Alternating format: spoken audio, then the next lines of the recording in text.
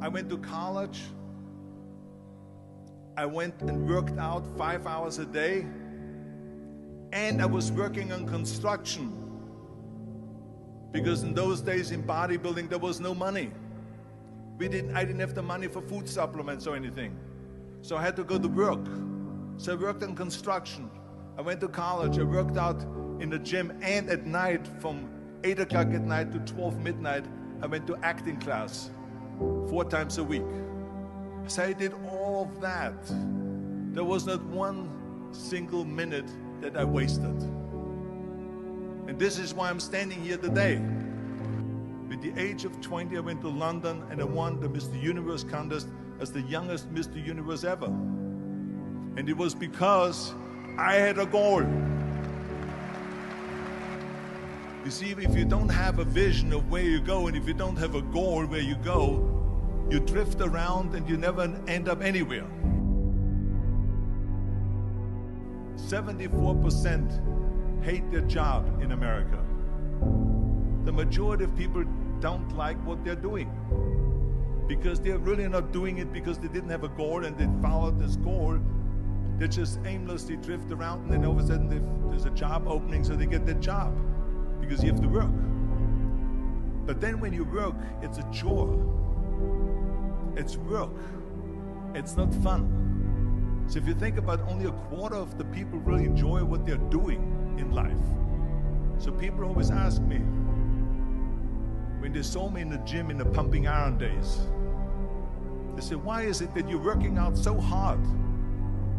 5 hours a day, 6 hours a day, and you have always a smile on your face. The others are working out just as hard as you do, and they look sour in the face. Why is that? And I told people all the time, I said, because to me, I'm shooting for a goal. In front of me is the Mr. Universe title. So every rep that I do gets me closer to accomplishing that goal, to make this goal, this vision, turn into reality. Every single set that I do, every repetition, every weight that I lift will get me a step closer to turn this goal into reality. So I couldn't wait to do another 500-pound squat. I couldn't wait to do another 500-pound bench press. I couldn't wait to do another 2,000 reps of sit-ups. I couldn't wait for the next exercise. So let me tell you something, visualizing your goal and going after it makes it fun. You've got to have a purpose no matter what you do in life. You've got to have a purpose. And Muhammad Ali worked his butt off. And I saw it firsthand.